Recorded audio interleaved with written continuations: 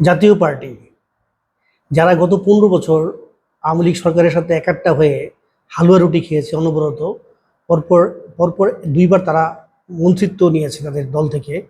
তৃতীয়বার তাদেরকে মন্ত্রিত্ব দেওয়া হয়নি এবং আওয়ামী লীগের অবৈধ নির্বাচন তিনটাকে বৈধতা দেওয়ার জন্য তাদের অংশগ্রহণ ছিল জাতির জন্য একটা কলঙ্ক। এবং তাদের সংস্পর্শে এসেই বা তাদের তাদের ইন্ধনেই এই সরকার এই গত 15 বছর যাবৎ আমাদের উপরে জগদ্দল পাথরের মতো বসেছিল। গতকাল আমাদের জিএম কাদের সাহেব একটা বিবৃতি দিয়েছেন, শেখ হাসিনা দেশ ছেড়েছেন, এটা আল্লাহর রহমত। তো খুব অদ্ভুত ব্যাপার হচ্ছে, গত 15 বছর যাবৎ উনি মানে নিরলসভাবে আলুয়া রুটি খেয়েছেন এবং এখন তত্ত্বাবধায়ক বা অন্তর্বর্তীকালীন সরকারের সময় বড় বড় আওয়ামী লীগ নেতা, ছোট বড় আওয়ামী লীগ নেতারা গ্রেফতার এবং লুকিয়ে থাকলেও ওনারা এখনো বহাল তবিয়তে প্রকাশ্যে ঘুরে বেড়াচ্ছেন। তো আমি জানি না ওদেরকে কবে ওনাদেরকে মামলা মোকদ্দমা বা এই অবৈধ নির্বাচনগুলোতে অংশগ্রহণ করার জন্য ধরা হবে।